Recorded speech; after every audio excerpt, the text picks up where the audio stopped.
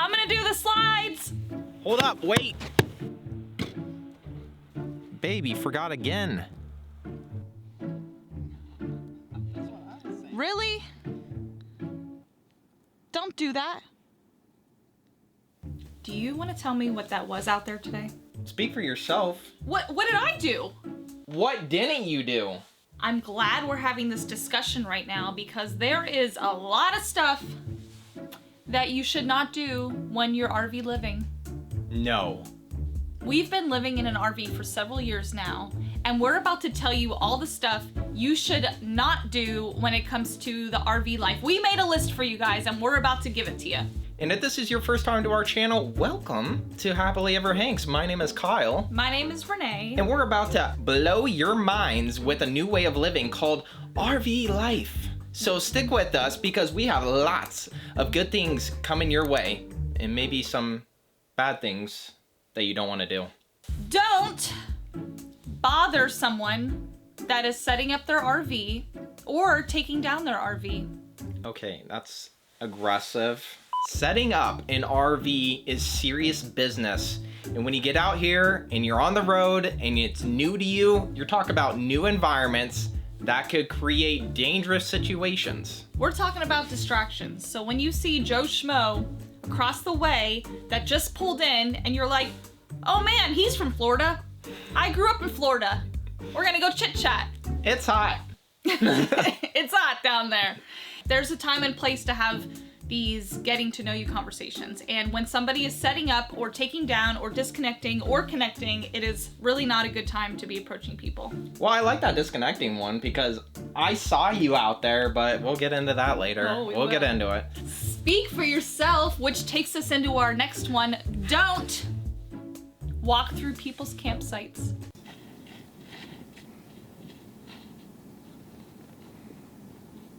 Need we say more? Get back here. Don't assume your slides are clear. When you get out to the RV parks and you're getting ready to hitch up and go, don't assume, even though you're not under trees or any obstacles, that there's not going to be anything on your top of your slides. But besides checking the tops of your slides, make sure you have someone outside spotting your slides when they go out.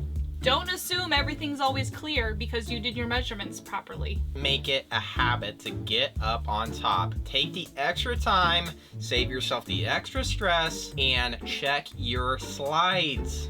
Good way to get us into our next one. Don't leave your awning out. And it's so easy to do. How many times have we gotten out on the road, we left the awning out, and we came back and it was like super windy.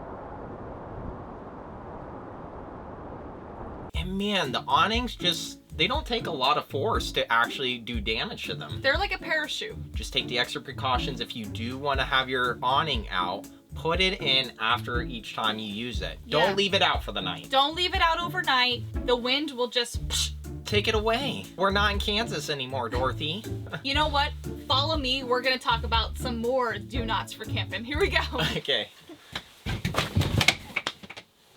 I just don't know anymore.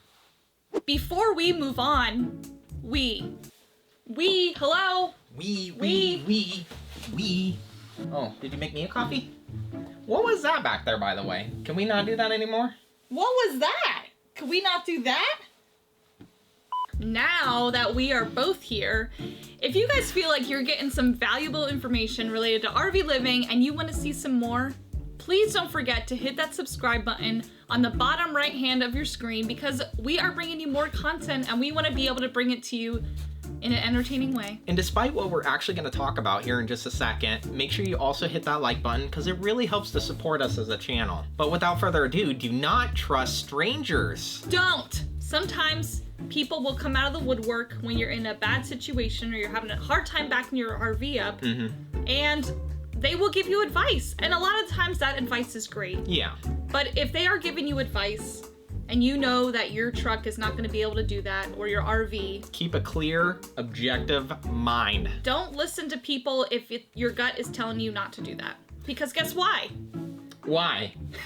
When something goes wrong, it doesn't matter to those people. If you bump into something or you clip a tree going around a corner. I feel like we had a personal experience with this. Yeah, I had multiple guys coming out and being like, hey, let us help you. With my truck being a lifted truck, it just can't make quite as tight turns as other trucks can. I knew that, my gut was telling me that. I had to tell multiple people, thank you so much for your help, but we're gonna have to figure it out and do it a different way. Yes. Trust your gut, keep an objective mind. Yeah, because when you accidentally hit the tree, they're gonna be like, well, that sucks.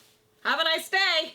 You know what's another one I always hear people questioning is, should I leave my black tank open or closed? Don't. Leave it open. Oh. Can I speak here? Jinx. If you're not sure what we're talking about, the black tank is what holds all your waste, aka your poop. Yeah. And you don't want that constantly draining out and becoming a slush fund of all the goodies. A nice pyramid. Oh, if you guys have no idea what we're talking about, don't sweat it. We got another video related to everything you need to know about your black tanks, and we'll leave the link above. Not gonna lie, I'm kind of nervous to talk about this next one. Yeah, me too.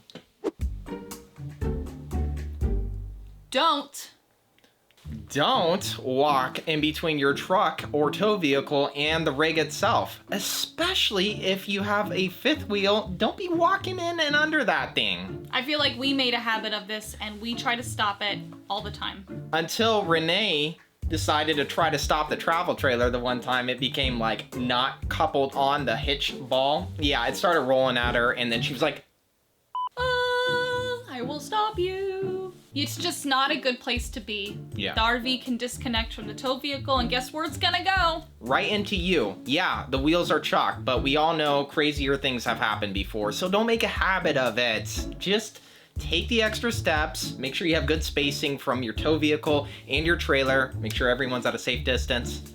Good to go. Also, if your partner is in the truck and they're ready to move it back and forth and you think, I'm just gonna hop over this real quick. Yeah. Mm-hmm. They don't know you're hopping over it real quick. They're just gonna take you with. You're just gonna go for a ride in between the trailer and truck. Okay. Okay. Don't share your travel plans on social media. That is huge because when you're out there and you're traveling away from home, it becomes like a safety risk if people know where you are, and even more so, they know where you're not. Yeah, just don't give intruders an easier opportunity to break into your home when you're not there. Share your photos when your trip is over, but do not share the fact that you are super far away from home or just a couple miles from home for a couple days. Don't do it. Just stay smart about it. And if you want to know some other smart things to do when it comes to RV living, be sure to check out one of these playlists right here because we go over everything you need to know before hitting the road. Thank you guys so much, and if you haven't subscribed yet, be sure to hit that subscribe button. And the like. We love you all. It's HappilyEverHanks. We'll see you next week. Bye. Bye, guys.